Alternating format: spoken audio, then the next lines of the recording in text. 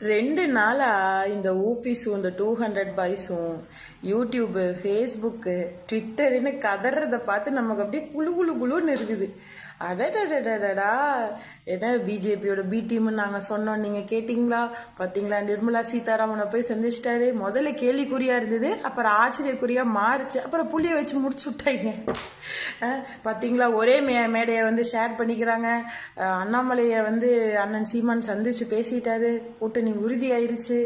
அடடடடா, தாங்க முடியலடா, உங்க ரீல அந்த போச்சுடா சாமி. இது மட்டுமா, அதிமுக கூட கூட்டணிக்கு போயிடுவாரு, விஜய் கூட கூட்டணிக்கு போயிடுவாரு, விஜய் கூட்டணிக்கு வராதனாலதான் அவர் அப்படி பேசுறாரு இப்படி பேசுறாரு. இத்தனை தாண்டா உங்களுக்கு, என்னதாண்டா உங்களுக்கு எல்லாம் பிரச்சனை? அதாவது பூனை கண்ணை மூடிட்டு சொல்லுமா உலகம் இருந்துருச்சு. இந்த மாதிரி ஒத்த சீட்டை 2 சீட்டை வச்சுக்கிட்டு இந்த மாதிரி பேசினா 2 சீட்டை 3 சீட்டாக்கலாமா? இந்த மாதிரி எதனா திருச்சி சொன்னோம்னா தான் 1 சீட்டு 2 சீட்டா மாறுமா?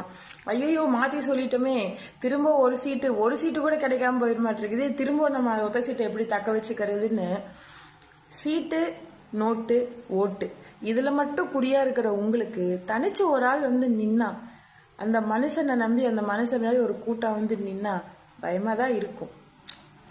என்ன பண்றது? அந்த மனுஷன் எங்களை கொண்டு அடமானம் வைக்க மாட்டாருடா. எங்களுக்கு தெரியும்டா.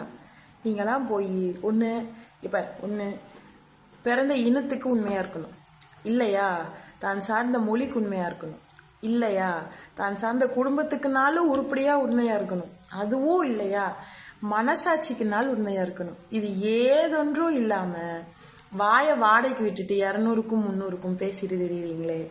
நீங்களாம் நாம் தமிழர் கட்சியை பத்தியோ அண்ணன் சீமான் அவர்களை பத்தியோ பேசுறதுக்கு உங்களுக்குலாம் 1% தகுதி இருக்கா? 1%. இத்தனை விமர்சனம் வைக்கிறீங்களே, அவர் கேட்கிற ஒரு கேள்விக்கு உங்களால பதில் சொல்ல முடியுதா? திட்டி திட்டி பேசினாலும் அந்த மனுஷன் தானே உங்களுக்கு வட்டியில சோறு வைக்கிறாரு.